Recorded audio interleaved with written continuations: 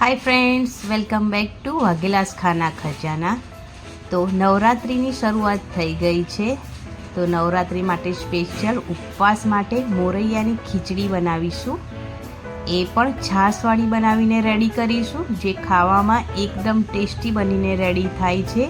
અને આ રેસીપી એકદમ સિમ્પલ છે, ફટાફટ બનીને રેડી થાય છે। તો ચલો એકદમ ટેસ્ટી મોરૈયાની ખીચડી બનાવવાનું શરૂ કરીએ।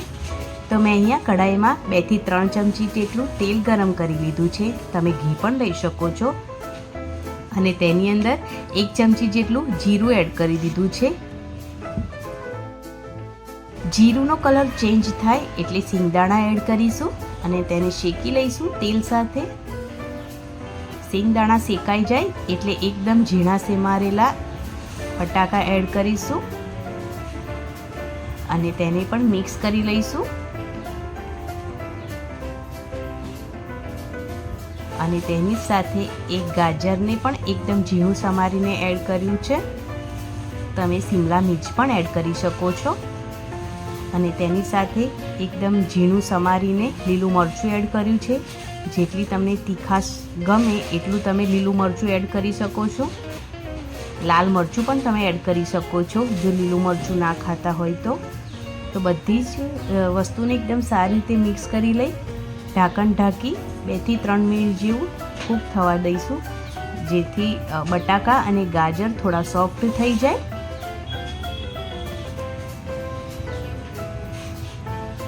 હવે ગાજર અને બટાકા એકદમ સારા સોફ્ટ થઈ ગયા છે, તો તેની અંદર એકદમ ઝીણું સમારીને એક ટામેટું એડ કર્યું છે।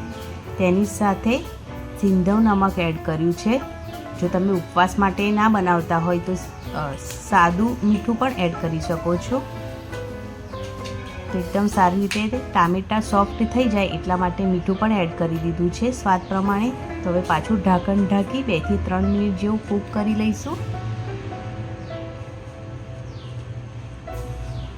તો હવે ટામેટા પણ એકદમ સરસ સોફ્ટ થઈ ગયા છે। બાકી જે થોડું શાકભાજીમાં કચાશ હશે તે જ્યારે આપણે મોરૈયા સાથે તેને કૂક કરીશું ત્યારે એકદમ સારી રીતે તે કૂક થઈ જશે। તો અહીંયા મેં 1 વાટકી મોરૈયાને એકદમ સારી રીતે ધોઈ તેને પલાળી લીધો હતો અડધા કલાક પહેલાં। તો હવે તેને પાણી સાથે જ શાકભાજીમાં એડ કરી દઈશું। જેટલો મોરૈયો લો તેનાથી ડબલ પ્રમાણમાં પાણી એડ કરવાનું છે। તો મેં અહીંયા 1 વાટકી મોરૈયો લીધો છે તો 4 વાટકી જેટલું પાણી એડ કર્યું છે। અને બધા શાકભાજી સાથે મોરૈયાને એકદમ સારી રીતે મિક્સ કરી લઈશું અને ઢાંકણ ઢાંકી મીડિયમ ગેસ પર 5 થી 6 મિનિટ જેવું તેને કૂક થવા દઈશું।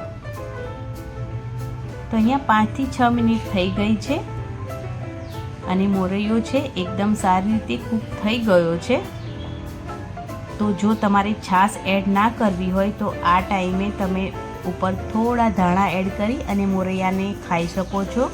હું અહીંયા મોરૈયો છાશવાળો બનાવી રહી છું એટલે 2 વાટકી જેટલી છાશ એડ કરીશ। છાશવાળી આ મોરૈયાની ખીચડી ખાવામાં એકદમ ચટપટી બનીને રેડી થાય છે।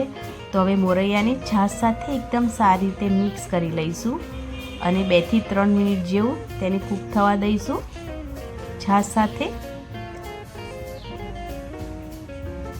જો તમે છાશ એડ ના કરો તો થોડો લીંબુનો રસ એડ કરી શકો છો। તો અહીંયા એકદમ સરસ મોરૈયાની જે ખીચડી છે એ બનીને રેડી થઈ ગઈ છે। છાશને 2 થી 3 મિનિટ જેવું કૂક પણ કરી લીધી છે। તો એકદમ ચટપટી મોરૈયાની ખીચડી બનીને રેડી થાય છે, જે ઉપવાસમાં ખાવાની ખૂબ જ મજા પડે છે। તેની અંદર શાકભાજી પણ નાખી શકીએ છીએ જે આપણને પસંદ હોય। તો અહીંયા લાસ્ટમાં હું થોડા ધાણા એડ કરી રહી છું અને હવે મેં અહીંયા ગેસની ફ્લેમ બંધ કરી દીધી છે અને ધાણા એડ કરી દીધા છે અને રેડી છે ઉપવાસ માટે સ્પેશિયલ છાશવાળી મોરૈયાની ખીચડી। તો તમને જો મારી આજની આ રેસીપી ગમી હોય અને તમે હજુ સુધી મારી ચેનલને સબસ્ક્રાઈબ ના કરી હોય તો પ્લીઝ મારી ચેનલને જરૂરથી સબસ્ક્રાઈબ કરી લેજો। વિડીયો જોતા પહેલાં આ વિડીયોને લાઈક કરવાનું બિલકુલ ના ભૂલતા અને આ રેસીપીને વધુમાં વધુ લોકો સાથે જરૂરથી શેર કરજો। અને આ રેસીપી ટ્રાય કર્યા પછી મને કોમેન્ટ બોક્સમાં જરૂરથી જણાવજો કે તમને મારી આજની આ રેસીપી કેવી લાગી. તો મળીએ એક નવી રેસીપી સાથે. ત્યાં સુધી આ રેસીપીને જરૂરથી ટ્રાય કરજો.